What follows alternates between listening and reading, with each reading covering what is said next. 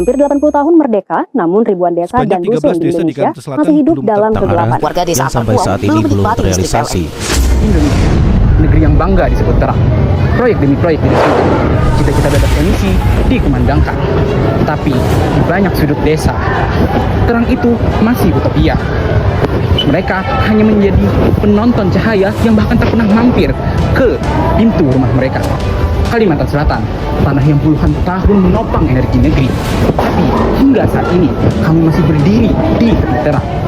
Kami menyalakan kota dengan batu bara, tapi anak-anak kami masih mengejeng mimpi di bawah pelita. Kami mengalirkan listrik ke gedung-gedung tinggi, tapi desa-desa kami masih merasa gelap gulita. Jika saya menjadi anggota DPR RI, saya akan memperjuangkan RUU energi baru dan terbarukan yang lahir dari suara rakyat dan bukan lahir dari ruang pusat kekuasaan. Regulasi ini harus memastikan partisipasi komunitas lokal dengan memberi ruang kepada pelajar, petani, hingga pemuda untuk ikut menentukan arah energi negeri. Energi bersih tak boleh hanya jadi rencana di atas kertas milik segelintir elit. Ini harus menjadi langkah nyata yang melibatkan warga hingga dari pelosok sampai suara-suara muda yang tak pernah terdengar.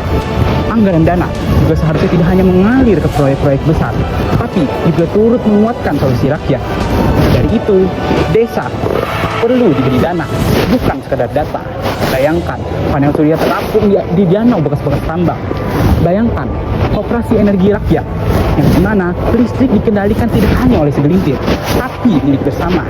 Bayangkan, warga tak hanya menjadi penerima manfaat, tapi juga pengambil keputusan. Maka dari itu, akan lahir aplikasi Energiku, yang dimana ini adalah sebuah platform digital yang akan memberikan hak bagi warga untuk memilih, memantau anggaran, serta mengusulkan proyek-proyek energi dari daerah masing-masing. Ini bukan hanya sekedar aplikasi, tapi ini adalah alat demokrasi energi. Maka dari itu, kita perlu membentuk Dewan Energi Muda Daerah, karena pengawasan tak boleh eksklusif. Pelajar dan mahasiswa harus dilibatkan secara nyata dalam menentukan arah transisi energi.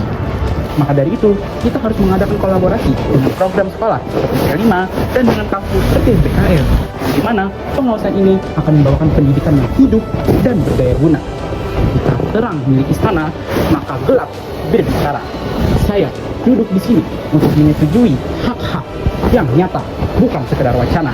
Saya, Muhammad Ashraf Ubaidillah, siswa SMA Negeri 1 Banjarmasin, yang akan menyalakan terang dari pinggir untuk Indonesia yang menyala.